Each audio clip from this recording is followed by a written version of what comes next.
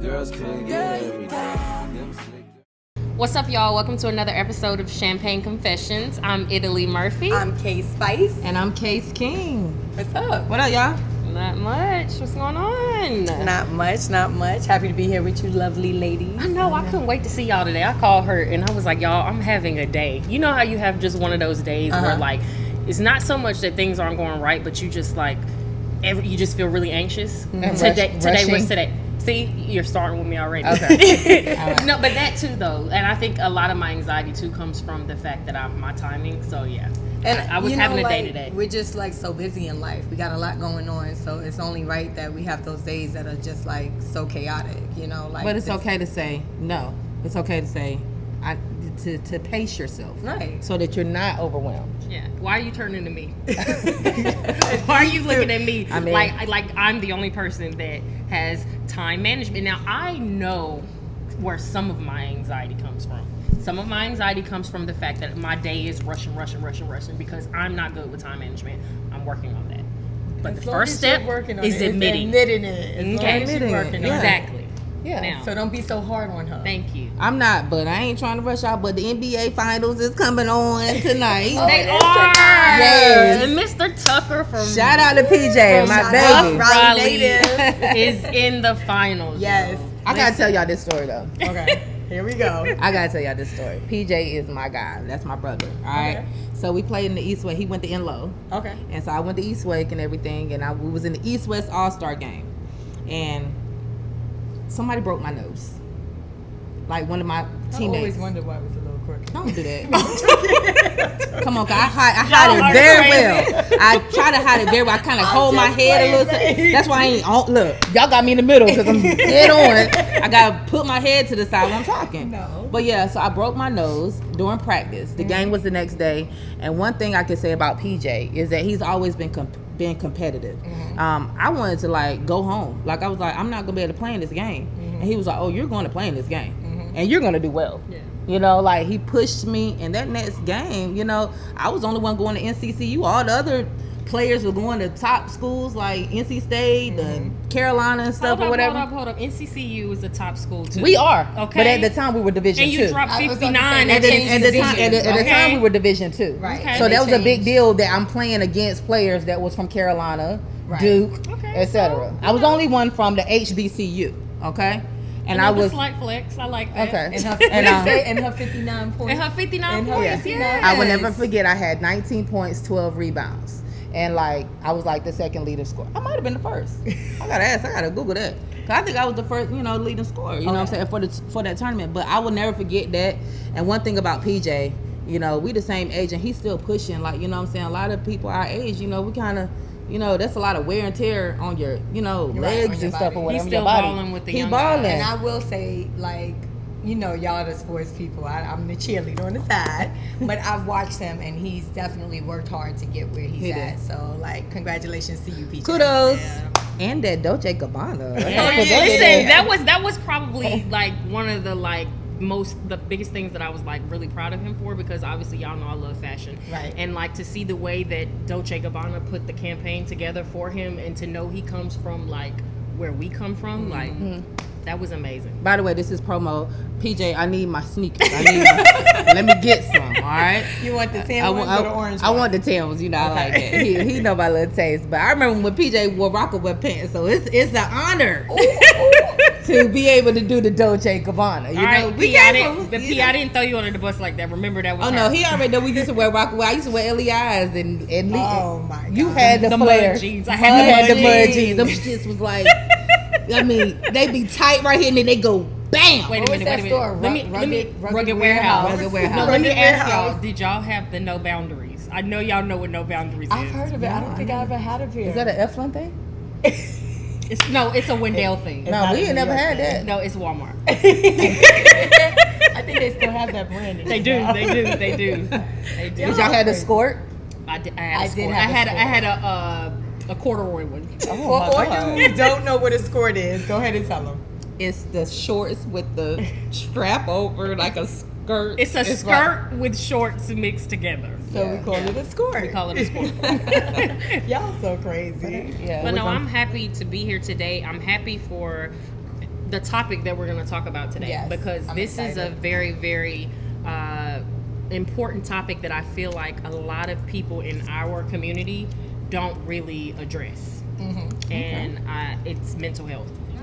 I think sometimes we don't always recognize when we go through mental health. Like I was going to ask you, like share a story or a time that you recognize that your mental health was like at stake. Like what's an experience you've had? Because looking back, thinking about this topic and doing research, I can think of a ton of times where I was like, maybe my mental health was affected, and I didn't recognize it. Well, I can honestly tell you when the pandemic hit, right before the pandemic hit, it was crazy because I used to own a store in Triangle Town Center Mall. I owned a boutique, and then at that time it was like I was closing my store, and I was just kind of going through like mental health things at that point. And then the pandemic hit. I had just got my real estate license, and it's like, well, Italy, you just got your license, like what's about to happen? Like nobody knew what was about to happen. So at that point I can honestly say I think I was in I went into a depression in March of 2020. I mean, I'm happy that I'm on the other side of it now, but March last year, 2020 was rough. I think it was rough for everybody. Yeah. And I mean, you guys know this, but I was actually affected by the virus. I did catch it, and it was the weirdest thing because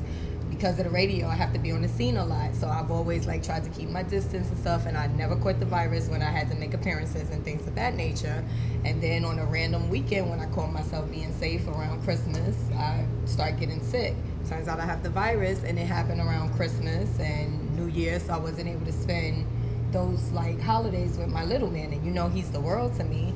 So I went through a depression. I lost weight. I'm already 150 pounds soaking wet. So well, listen, I wish I could be 150. Okay, Well, I haven't seen 150 I'm trying to since get high school. you. Okay. But no, I lost weight. I already don't want to lose any more pounds. So I think I definitely went through a moment where I was depressed and I didn't recognize it. I didn't want to go outside. I wanted to stay in the house. And it took me a minute to get back to the Case Spice that I know. Yeah. So, I would say that was a time I didn't recognize I was going through something. What about you, Case?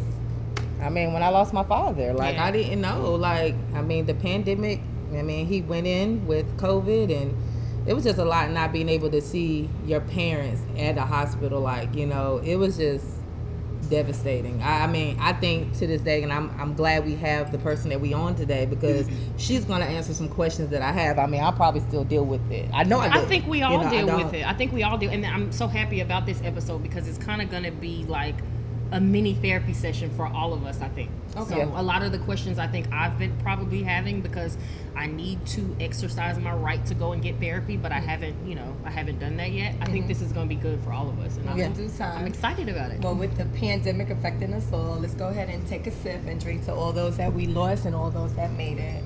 Oh, yes. Rest in peace. My daddy would be like, where is the Moonshine. Moonshine. Where's the moonshine? Country people like moonshine and stuff like that. Yeah. Let me tell you, when I'm I was from the country, and Did my y'all family used to have does that parties too. in the basement and stuff? Well, yeah. It was outside. We had the little outhouses. You know what I'm saying? We go out there. My dad stayed at the outhouse. I didn't know what he was doing, but he was out there. They call it the liquor house. The liquor house. The liquor Yeah. house. The That's liquor what it house. was. You I'm know? talking about the basement. It's crazy because we're talking about mental health right now, and I feel like people, we're not doing this, but I feel like people use alcohol and stuff like that to cope with their mental health That's my problems. goal. My son can drive me crazy, and immediately I'm like, I need a drink now. I need a drink. Yeah. Yeah. Yeah, it happens, Miss Zaina Hunt, when she comes on, she's going to answer all these questions for us. Yeah. And I'm excited, and thank you, Kia, for Bringing her. Yeah, K-Spice, I'm sorry. It's okay. Thank you, K-Spice, for bringing her to the I thought Champagne she'd be a Confession. good addition to sit with us this episode and really dive into. Do I need tissue? You may. It might get deep. Woo! Might need some tissue. got I think this is going to be good, though. Okay. got you. Okay. And on top of it, she's absolutely gorgeous. So she's gorgeous. I did that too. I had to search for someone who fit, So I'm excited to have her. So let's go ahead and bring it on. All right. Okay, well, here we are.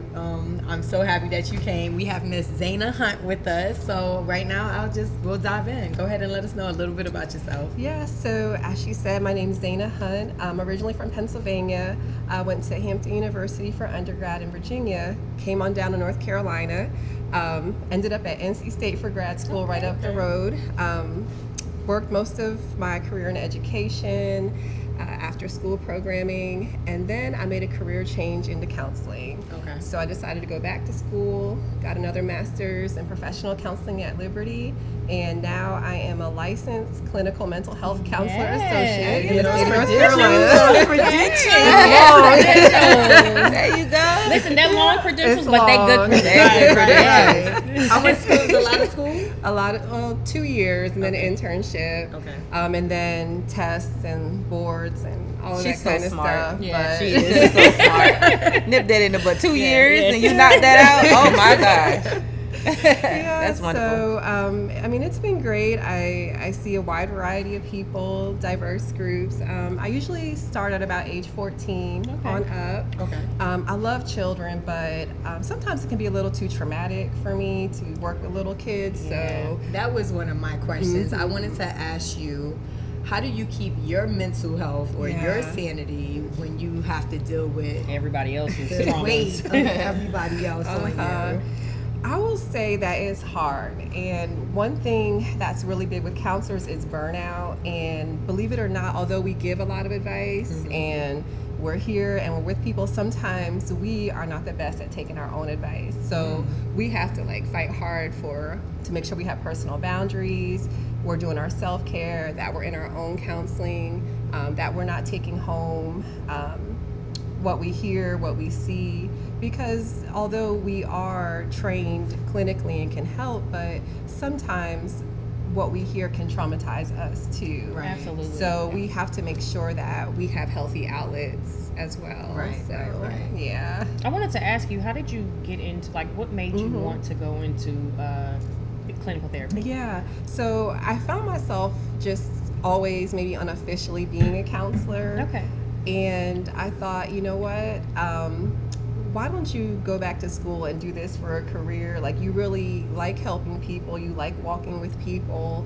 And I found myself, especially in education, you know, you end up having conversations with parents and even some of the students and things like that. Right. And I felt like I could be of more service if I was actually licensed. Okay. So. All right. That's awesome. Yeah. Now, on the other side of her question, when she was asking you, you know, is it kind of hard for you to deal with other people's trauma? Like, is it therapeutic for you at times to? Good question. That's a good question.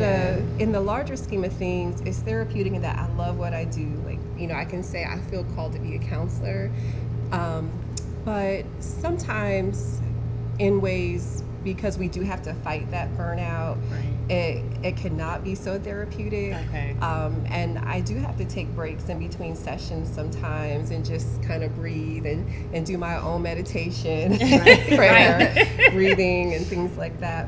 And I do want to say that not everyone who gets counseling is because something traumatic or bad has happened. Counseling is great even if everything is going well in your life, and you just want to know how to get to the next level or make sure everything's okay. So I don't want to make it seem like, you know, it's always or only for when things are going bad. Okay. But I do have to make sure that I do my own work and my own self-care. Yeah. Well, I know you're a mom of two beautiful boys, and I'm a Yes. mom of a boy. Yes. Would you say that being a mental health counselor helps you with parenting?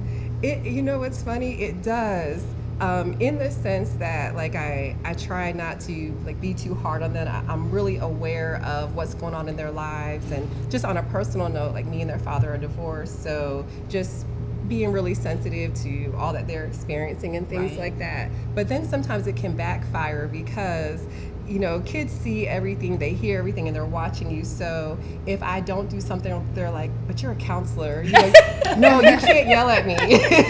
No, you're supposed to be a counselor. That is hilarious. So they throw the credentials back at you. So I know you said you're divorced. Yeah. How did your mental health go through that process? Yeah. I mean, for sure, especially while pouring out to others, I had to make sure that I was taking care of myself. So what I did for almost a year is I intentionally did not counsel couples. Wow. So because I didn't want to, as counselors, we have to make sure that we're not bringing any of our biases Or any of our triggering yourself.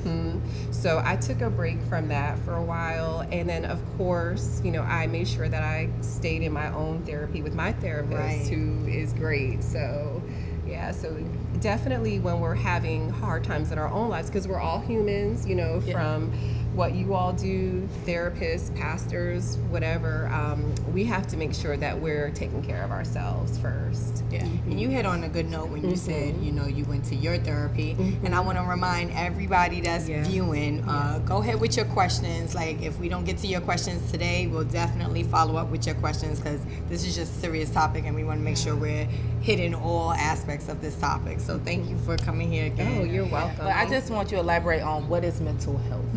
Yeah. What is it? Sure. So when we think of mental health, we think of mental wellness, and so there's different parts to it. And I always say, like, our mind, our body, and our soul are connected. So sometimes we look at mental health as just as the mind, but sometimes there's things in our body that are happening that are affecting our mind. There's things in our soul that are affecting our mind.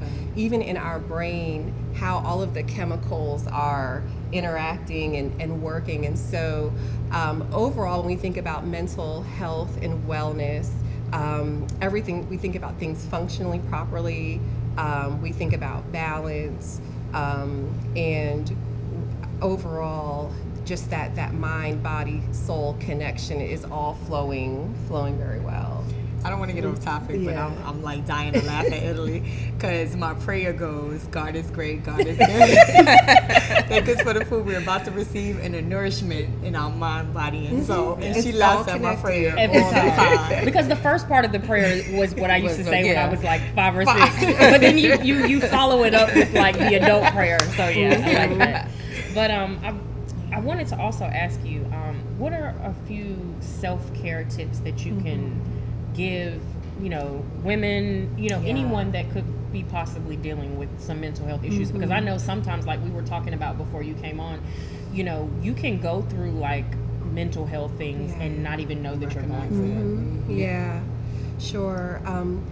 And I like what you said about going through mental health things and not even recognizing it. And one way that you know that, okay, this is really serious and I need to talk to somebody, is if it's impeding your daily life. So, you know, maybe you were sad or blue for like a week, but, you know, it's 3 months later and you notice that you're still not well over a certain incident. So you know it's time to go see somebody.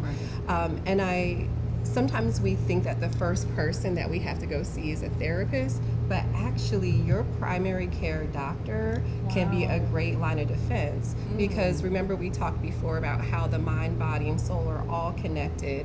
Your doctors are trained to do basic assessments in depression and things of that nature, anxiety as well. And also, Is that the reason they asked that question? Like, you know, have you been struggling with any kind of...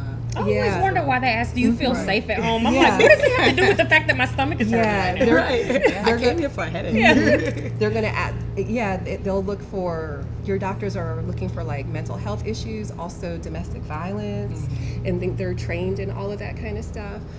Sometimes you could have, you might think you have back pain and something's wrong with your back, but it might be depression. And so your doctor can refer you to a therapist, because of course they prescribe medicine. It can help with the physical aspects. But so I always say in our self-care to make sure that you are keeping up with those yearly doctor visits and things like that. First and foremost, if therapy is recommended, go to therapy. Don't try to push it off. You could also start with a therapist too if you like, but of course I do want to stress seeing your doctor. Some other things are thinking about if there's been any incidents in life that have happened recently that might be kind of triggering you. Boundaries are really big, so think about what's going on in your life. Think about the... You are touching, you're giving us therapy right now. We're all like, I need a therapist now. Right.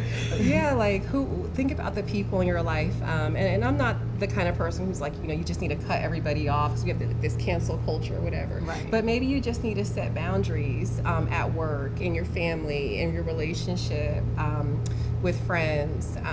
Maybe you need to look at your schedule. So we could start with some simple things like that. Then of course, exercise. Sometimes we discredit how much just exercising 3 times a week, drinking our body, what is it, half of our body weight in water, can help us so much. Walks. prayer. If you're a believer, many other people, it's meditation. There's an app called the Breathing Ball that it's a ball that expands and closes that can help you breathe through some of those stressful moments in your day.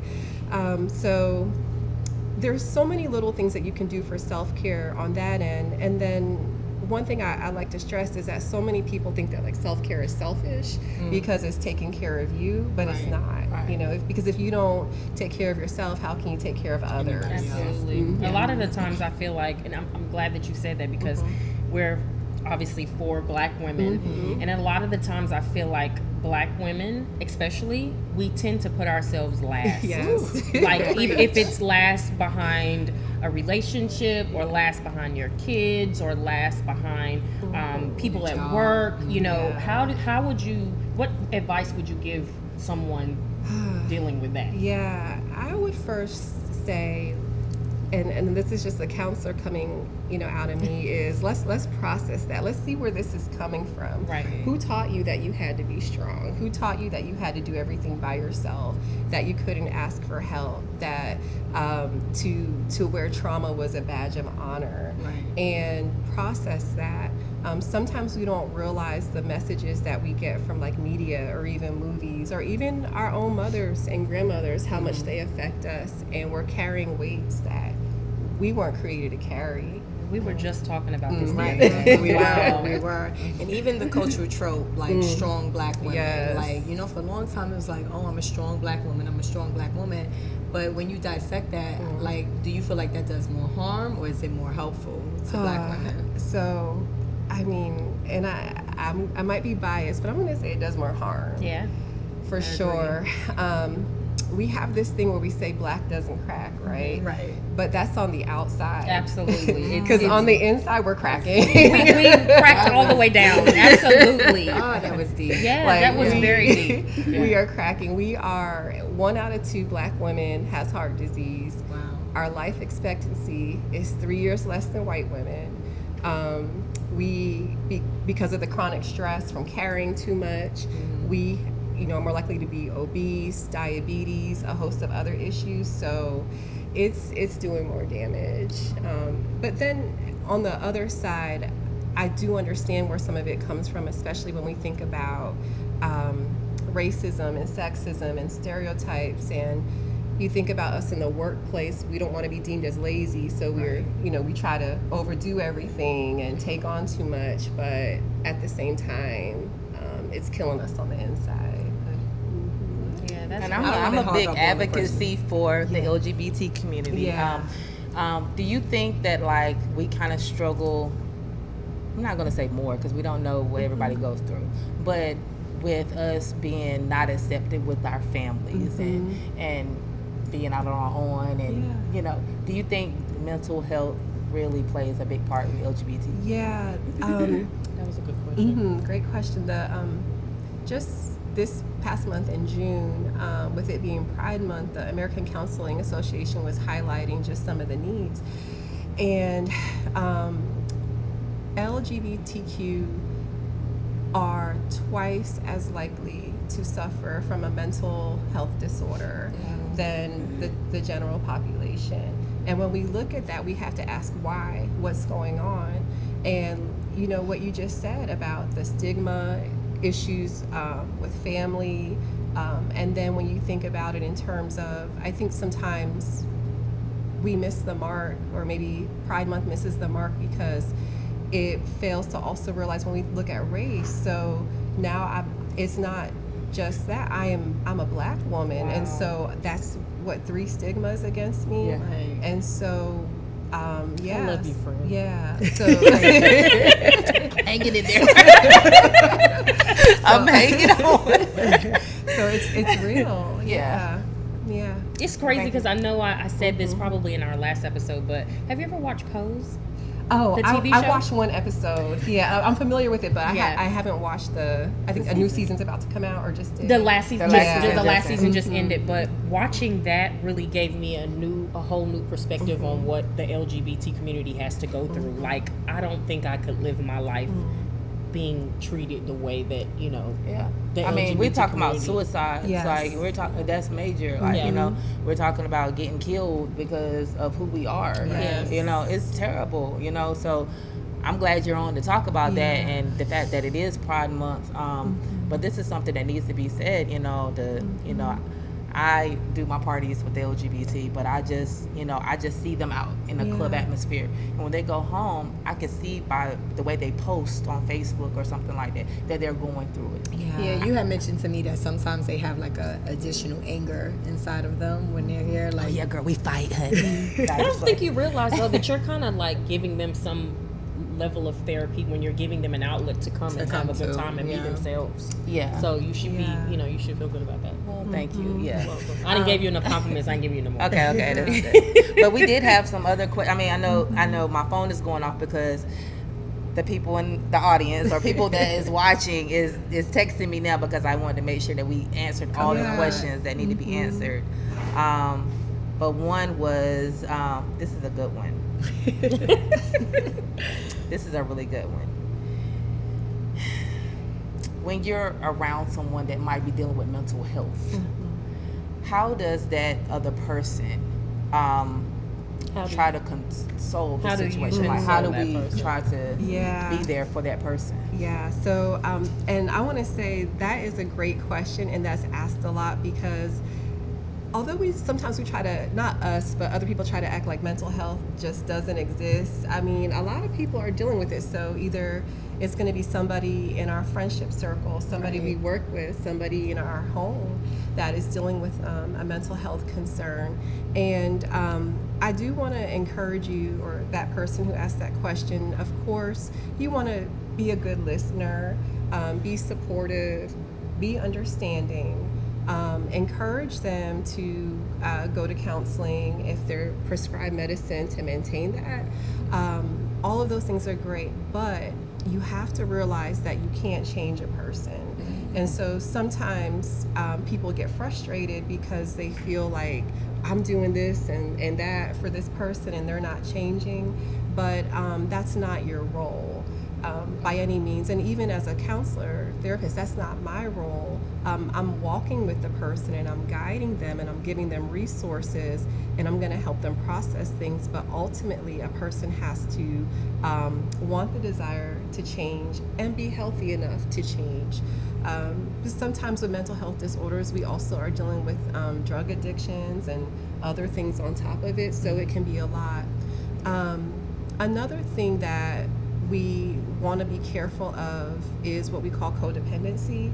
So sometimes, unfortunately, the person who is, I'll call like the caregiver, they wear it as a badge of honor, like I'm helping so-and-so with his mental health or her mental health, and it almost becomes their identity.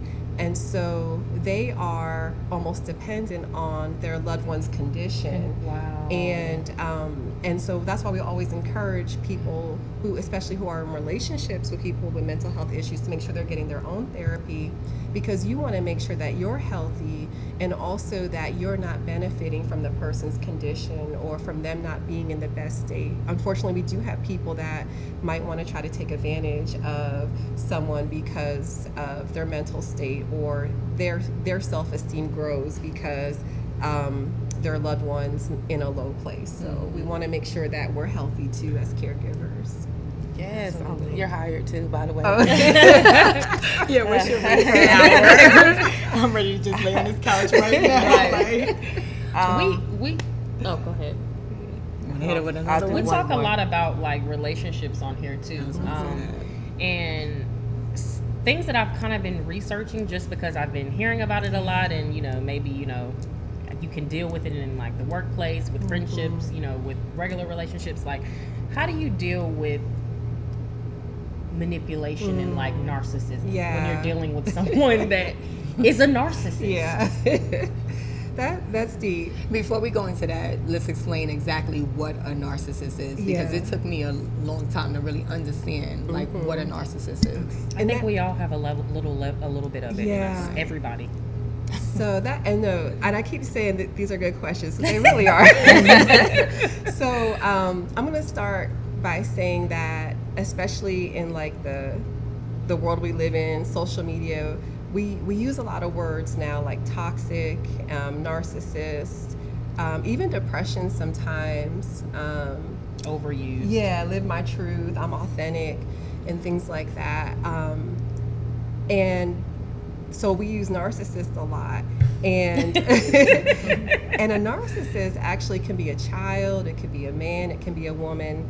And some of their characteristics, it can vary, but I just say that to say that not every abuser has narcissistic personality disorder.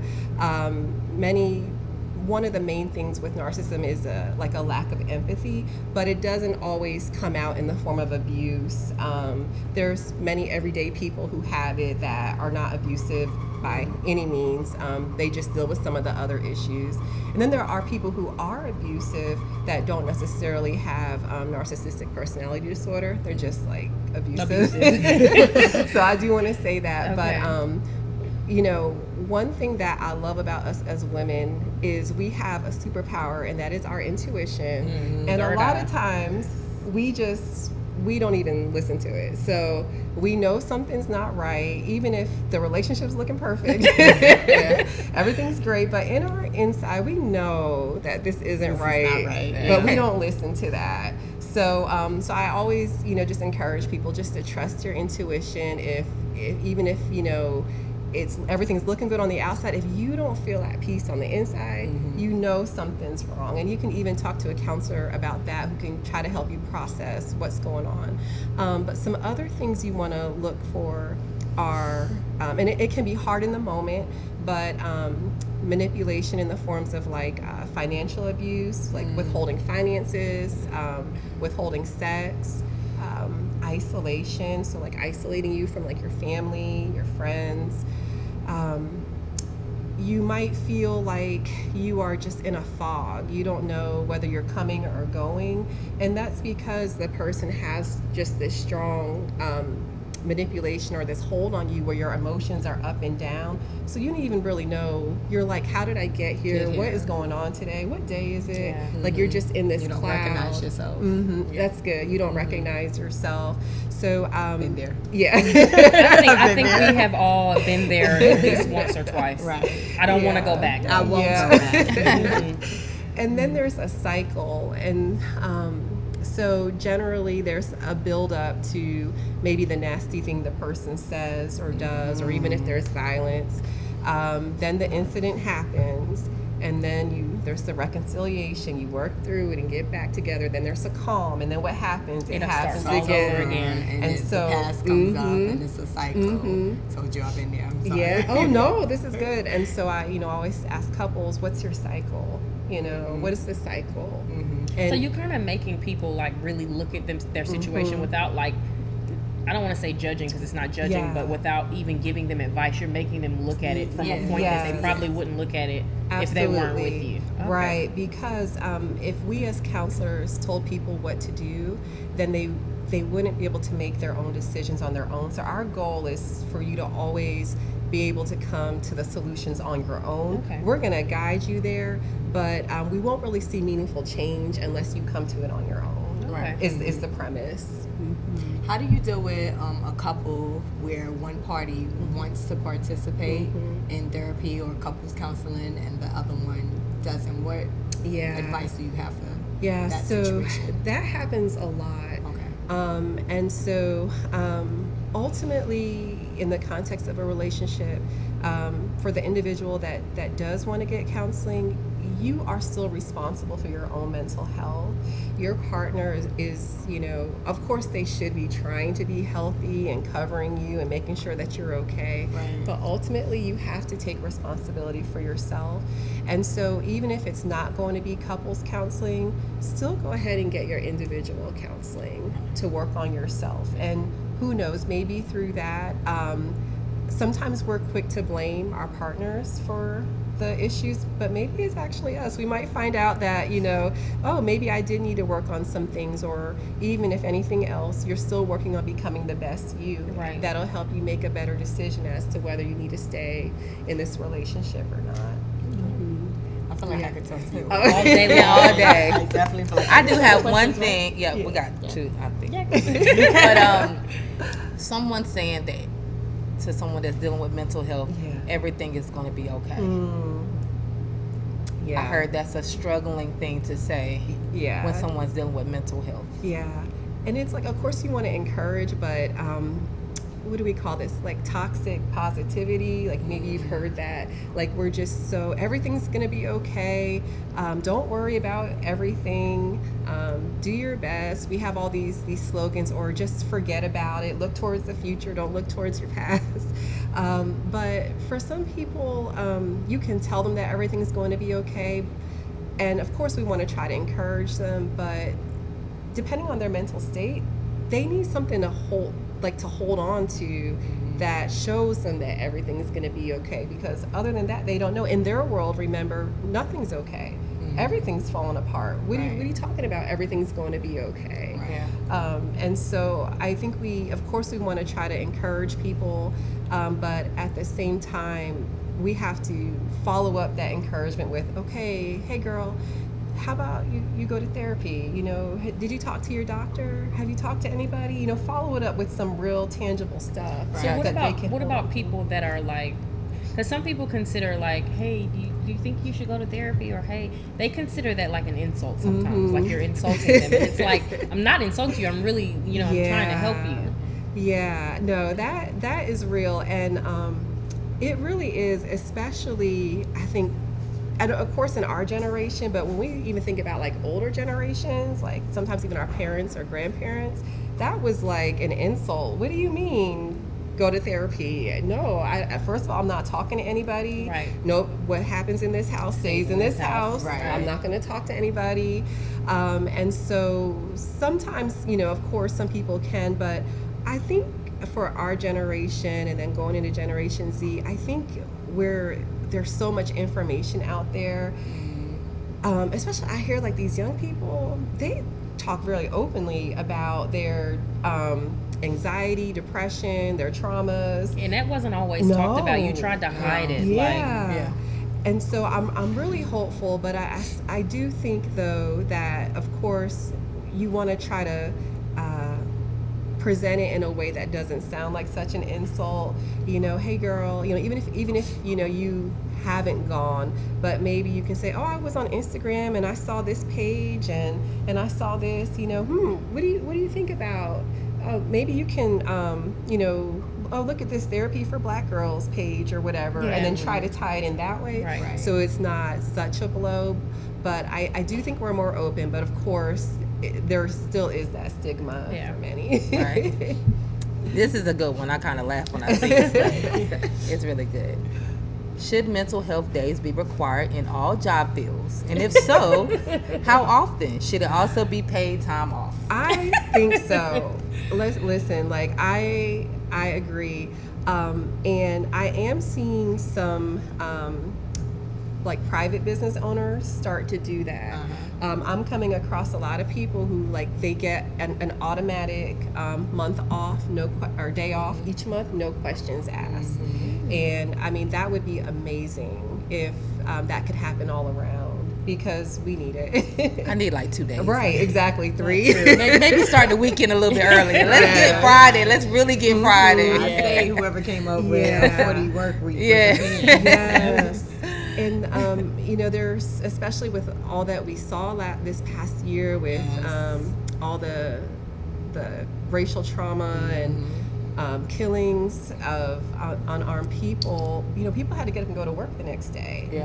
And they needed days off. And that's kind of hard when you're dealing with people that are like on the other side. Like if I'm obviously a Black woman and I'm going to work with, a white woman. It's like she didn't do anything, but I'm still looking at her like, what you think about this? Yeah. We went into work. Look, we went into work. There's everything about quiet. I was like, Yes. The officers and everybody was just, It's been a lot. It's 2020 been a lot. was rough. It Yeah. was. 2020 was rough. It was really, really rough. But I applaud everybody that, you know, came out of. We made it. Yeah, we made it. We're here, you know. Oh my God. It was really, really rough. So definitely, I know like you're getting booked off. Like we need you. I mean, I need your card. because- Yeah. Thank you. But I do thank you for coming. No, and thank you answering so all the much. questions that we had. You're It's been so great.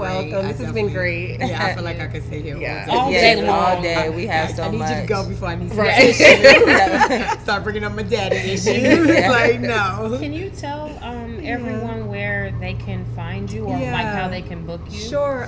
The best way to find me is website sitwithzaina.com. Sit me with, write that down. and then Yeah. my name. Send it to me, friend. Yeah. My name is spelled Zaynaah, so that's sitwithzaina.com. Okay. And so you can find out more about me and how to book me and things like that there. You So- hear that? Book Yeah, her. Book book her. her, She's 'cause good. Yes. Thank you. You gonna have me in tears, but say, I did good today. Oh, you were great. I was worried, but you held it Yeah, down. you know, held it down. Because I've been kind of angry. You know, I have been angry to the wrong people. Yeah. I think that's we what all it is. do that. Yeah. To the But wrong you're people that acknowledging become, it. yeah, Yeah. the ones that we're First step, comfortable first with, step. we want to be angry. And I know I'm talking for myself.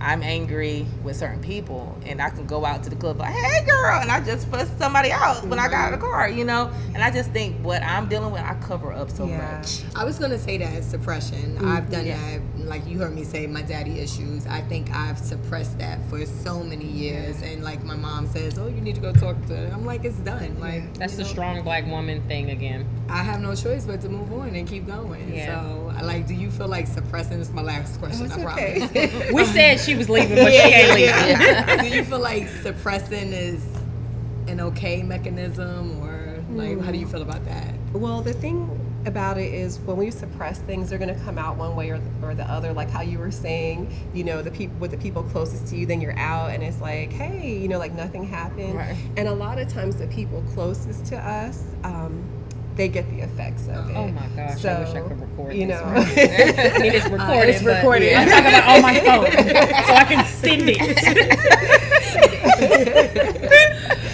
Yeah, and so it is good to deal with the unhealed parts of us, the parts of us that maybe we don't want to bring to light, that we don't want anybody to know about or to see, because it's going to come out one way or the other. Mental health is not it's not embarrassing though, It's and I want not. people to like Yeah. understand that it's okay to go get help. It's okay to say I'm not today. Like I called her today. I didn't call her because she'll be like, this is what she's gonna do to me. I love her to death, and I know she loves me. Yeah. We've been friends for 16 years. This is my best friend, but she's gonna be like, what's wrong now? But if I call her, it's a different experience. She's like, I'm like, I'm having a day. And she's like, well, what's wrong? Not with the hands. You know, so, but I think what she said, though, it was good that you asked that question because I think what she said, when I come to you and I ask you things like that, and this is kind of therapy for us as friends as well. When I come to you and I'm saying things like that and you're like, what's wrong now, Italy? It's not that you're not empathetic with what I have going on. You just have a lot going on your own. So, Right. yeah. Like I feel like I could. Like, I said this 3 times, but I feel a little warm and fuzzy talking to you. Like I'm definitely gonna probably book you for myself. No, after this, Yeah. don't leave. Yes. Don't Look, Zaina, leave. you're the fourth member of this friend club, okay? I will confessions therapy. But no, thank you for joining. Oh, you're us. so welcome. Thank you so Thank much. you. So yeah. Yeah. All right. Well, Thank you okay. guys for tuning in to another episode of Champagne Confessions. Well, you want to get your water? Zaina doesn't drink. We're not being a bad influence. Right. Not So- today. Thank you. To mental health. Yes, mental health. Them slick girls get me every time. Them slick girls could get every time. Them slick girls get me every time. Them slick girls could get